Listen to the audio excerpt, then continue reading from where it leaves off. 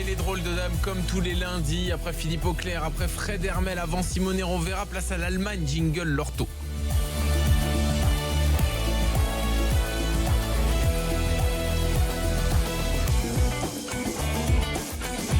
Et là David, après le 1 partout face à l'Espagne, tu as envie de dire Danke Youp. Bah oui, absolument. J'ai eu l'occasion avec Arnaud Souk ce dimanche de donner une première impression, parce que Arnaud me posait la question dans une de nos émissions sur RMC du week-end. Qu'est-ce qui fait que pour toi l'Allemagne sera championne du monde? Et j'ai répondu du tac au tac que c'est Joachim Löw qui est l'homme orchestre, enfin l'homme chef d'orchestre en l'occurrence, pardon. Comment il s'appelait l'homme orchestre, là, le chanteur Rémi Bricard. Oh oui, Rémi Bricard. C'est la vie. Vas-y, pardon. Vas-y David. Non, mais C'est je la t'en vie prie, en couleur. Un peu de C'était. culture dans l'after, c'est bien. Je disais donc que Peut-être il est Joachim mort, Löw, le pauvre. c'est l'homme qui a permis à cette équipe de trouver un standard de jeu élevé en permanence. Et d'ailleurs, juste une petite parenthèse très rapidement avant d'en venir à Jupp Heynckes. Moi, j'ai souvenir dans les décennies passées que l'Allemagne négligeait, dédaignait, abandonnait quasiment les matchs amicaux. Je me souviens par exemple d'un piteux 0-1 contre la France où l'Allemagne n'avait pas dépassé la ligne médiane. Alors c'était à l'époque où les joueurs étaient moins forts techniquement. N'empêche que depuis quelques années, et ça c'est nouveau, cette équipe d'Allemagne joue aussi des matchs amicaux très correctement. Ouais, mais là c'était contre l'Espagne, donc il y avait une sorte de prestige quand même. Oui, Ouais, puis il y avait l'envie de se tester aussi, je pense. oui. Ils ont joué à fond. Voilà. Mais je pense que à la réflexion, il y a un homme, c'est un peu un contre-pièce à vie tranchée, mais il y a un homme qui est peut-être plus important encore pour la qualité physique et technique à venir de cette équipe d'Allemagne cet été pour le tournoi mondial, c'est Jupp Heynckes au Bayern. Parce que cet homme-là a remis sur pied, avec son staff, physiquement, psychologiquement, humainement, un certain nombre de joueurs très importants dans l'effectif du Bayern, et je vais prendre simplement deux exemples essentiels. Le premier exemple qui saute aux yeux de tout le monde, c'est Thomas Müller. Alors on pourrait faire le raisonnement que C'est des Müller, mecs, en fait, il faut que ce soit des Allemands qui leur parlent. Hein. Laissons David peut-être. David. Voilà. Oui, non mais c'est possible que c'est un critère possible ça. On peut en discuter par ailleurs. C'est intéressant. On pourrait dire Thomas Müller, c'est l'homme des Coupes du Monde. Effectivement, en 2010, il avait cartonné.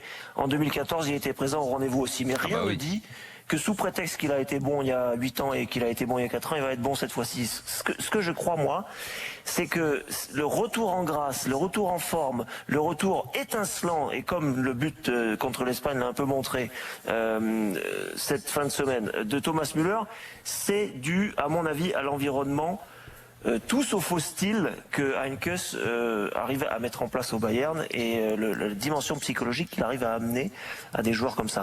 Et il y a un autre exemple. Excuse-moi Oui. David, mais des buts comme ça, Thomas Müller, il en marque jamais. Ben non, il en marque jamais. Alors, ça a créé une scène amusante parce que après le match, il y a un journaliste qui l'a provoqué en disant mais c'était pas un but typisch Müller-Tor, c'était pas un but typiquement de Thomas Müller que vous avez marqué là. Et Müller a répondu du tac au tac avec la répartie qui est la sienne, qui est toujours assez incroyable. Tous les buts sont des Müller-Tor, c'est-à-dire qu'il peut marquer de n'importe quel endroit du terrain, de n'importe quelle façon. Mais ce qui est sûr, c'est que effectivement, Philippe, c'est très très rare que Thomas Müller marque en dehors de la surface. Hein. J'ai pas fait de calcul statistique, mais c'est très très rare. Alors il n'y a pas que lui, Oui, c'est un non, bien c'est- fort. Cette histoire. Attends, Ouais, il faut juste finir, parce qu'il y a d'autres Oui, juste finir parce que c'est un exemple, Müller, qui est flagrant, mais il y en a un autre aussi qui est peut-être un peu plus subtil. C'est Jérôme Boateng. Jérôme Boateng, ça a toujours été un joueur imposant physiquement, une espèce de muraille, ce colosse là. Mais il a dernièrement développé une autre qualité qui fait qu'aujourd'hui et demain, contre le Brésil, s'il est capitaine, Les matchs qu'il y a, Allemagne-Brésil, Mais oui. j'avais oublié ça ça. ne surprendra Nous on personne. fait Colombie-Russie. Oui.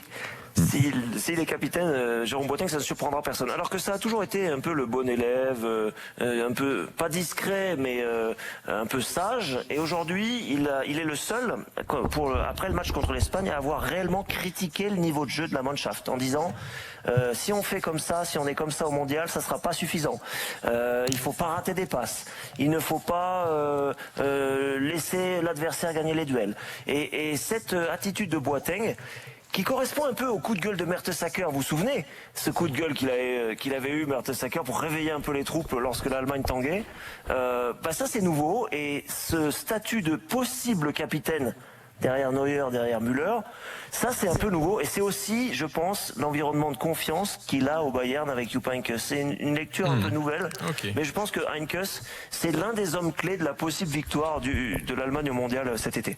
Daniel, tu voulais parler de quoi? Non, je voulais parler de ça, de l'identité allemande. Est-ce que le Bayern n'est jamais aussi fort que quand il est dirigé par un Allemand, que certains joueurs ont besoin peut-être, je sais pas, je dis peut-être une connerie, c'est à toi de me dire, David. Tu veux dire culturellement d'être il y a eu des incompréhensions? Tu dis pardon, je l'ai entendu? Avec des gens comme Trapattoni, je sais, peut-être, que ce soit lui, parce que c'est vieux maintenant Trapattoni, mais ensuite avec Guardiola, avec Ancelotti, et que peut-être quand ils ont gagné en 2013 le Grand Bayern, c'est avec Jupp Heynckes, donc je sais pas, peut-être qu'il y a besoin de ce rapport-là. Pierre, je sais pas. Tu comprendrais ça, toi? Non, pas forcément. Ça a l'air de se vérifier, mais pas forcément. Il y a des entraîneurs étrangers qui peuvent. Mais le Bayern, c'est une sorte de multinationale familiale. Le Bayern. Il n'y a que David. Ouais, mais après c'est le. Philippe Van Gaal. On parle de la sélection. Avait été un des moteurs de la renaissance du Bayern, quand même. Là, il est question d'une arrivée. Possible. Culturellement, c'est plus proche que Guardiola et Ancelotti à l'Allemagne. Qu'est-ce que tu disais, David? Guardiola, ça fait ça pas été ridicule quand même, n'exagérons pas. Non, bien sûr. Niko Kovac est dans la shortlist. L'objectif, attendez les gars, on peut pas refaire tous les mini-débats là. Vas-y, David, tu disais quoi? Ouais, je disais juste que il est possible que Niko Kovac soit un choix comme entraîneur du Bayern dans les prochains mois, et on pourrait dire tiens, un entraîneur étranger, le Croate. Sauf que Niko Kovac, il a la mentalité un peu. Bien sûr. En plus, il a joué au Bayern. Bien sûr. Donc ça rejoint un peu cette identité effectivement familiale. Moi, je crois à cette théorie-là. Et t'en as dit un mot vite fait tout à l'heure. Heynckes, tu le vois rester? C'est une possibilité ça l'année prochaine? Bah là, il rechigne énormément. Lui, il préfère quand même retrouver sa femme et son chien et la pêche. Mais il va s'emmerder au bout d'un Il va moment. vraiment falloir qu'il lui fasse une cour longue et durable. Ça paraît mal engagé. D'ailleurs, le Bayern, c'est compliqué la tâche avec ça, parce que avec Jupp Heynckes premier choix, ça veut dire que les autres entraîneurs sont considérés comme des deuxièmes choix. Thomas Tuchel s'en va, ça veut dire que les entraîneurs qui pourraient prendre la suite de Tuchel sont des troisièmes choix. Ça va commencer à être compliqué. Ça veut dire qu'il va falloir trouver quelqu'un qui est capable de supporter le fait de ne pas avoir été premier ou deuxième dans la hiérarchie des présidents au moment de venir. Favre, on va retrouver Favre au Bayern. Son nom est revenu, oui, c'est possible. Simone, tu fais bien de prendre la parole. On y va. L'Italie, jingle Rovera. Il y a Alexis Sanchez. Chapeau 4. Alexis Sanchez. C'est pas possible. Il est à Arsenal. Il n'est pas au Real Madrid, monsieur. Et là, c'est Che Guevara qui va s'exprimer, puisque tu fais appel à la révolution. Oui. Quand même. Parce que aussi on parle d'une sélection chapeau 4 en ce moment, donc il faut pas se cacher. On parle d'une sélectionneur qui n'est même pas dans les chapeaux, donc Di Biagio qui est intérimaire et qui, j'ai l'impression, qui cherche plus de se réconforter en allant chercher des petits résultats, comme c'était face à l'Argentine, où il a cherché de limiter les dégâts, et au final le match a été autant pourri que les autres qu'on a joué avant, je pense surtout face à la Suède. Et donc l'Italie, pour l'instant, elle n'a rien changé. Et j'ai l'impression qu'il y a cette idée pour Di Biagio de rien changer, de chercher de bricoler un peu, de peut-être gratter sa confirmation comme sélectionneur. Non, mais ça, c'est pas possible. Il faut qu'il mette un mec sérieux, là. Il faut qu'il mette du lourd, là. Alors, selon... J'ouvre plusieurs parenthèses. La première, c'est que selon Sky Sport, ce soir, pour Ancelotti, c'est définitivement mort à la tête de la sélection parce qu'il veut rester dans un club.